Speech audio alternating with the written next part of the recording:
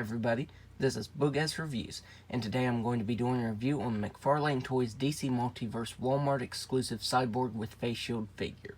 So before we take a look at Cyborg, let's take a look at the accessories that he comes with. So first up, he comes with his standard DC Multiverse base, but he stands really nicely, so you don't need this.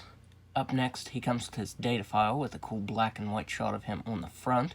But he doesn't have his face shield on, so that's weird. Would have been cool if they would have actually made the picture be him with his face shield. And then if you want to read that, go ahead and pause that right now.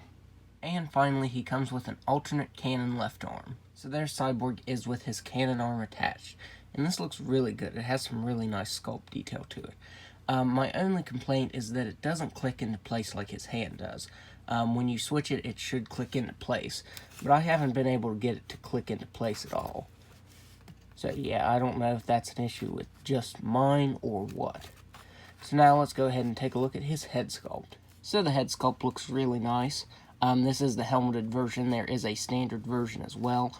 The standard version is the non-exclusive version. And the paint detail to this is really good. The bright red for the eye and that gunmetal painted over top of the silver looks really good. It's painted over top of the whole figure, and it just brings that sculpt detail out really nicely. You can see all of his mechanical components. They have some really good sculpt detail to them, especially on the shoulders right there and around the neck. Now, I do wish the red on his chest would have been painted better. It's not painted the greatest. I wish it would have been a brighter red. It's done in a dark color. All of the coloring on this looks really good. Like I said, the red could have been done in a brighter color, but that gunmetal over top of the silver looks so nice. For the left arm cane, you get some touches of blue, and that blue is done in a really nice bright color. And here's the back of the figure. You get some more great sculpt detail and paint.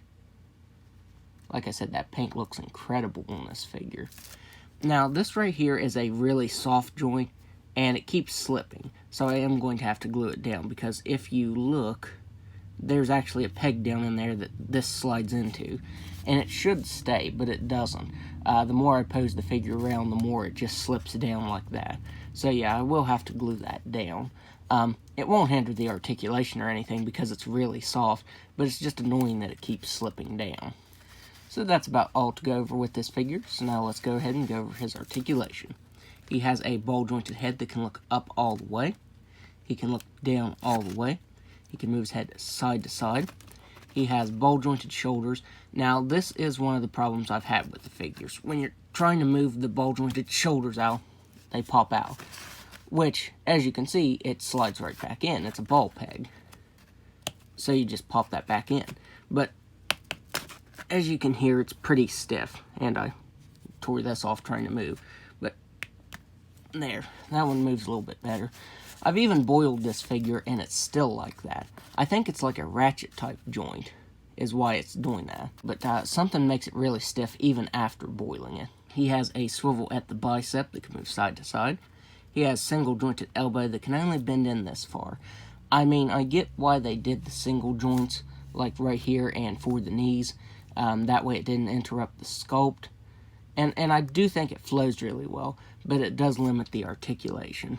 He also has a swivel at the wrist that can move up all the way, down all the way, and side to side very slightly.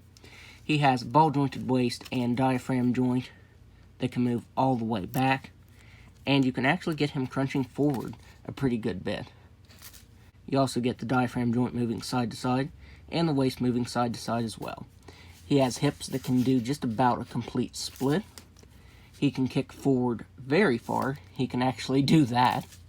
He also has swivel thighs that move side to side very slightly.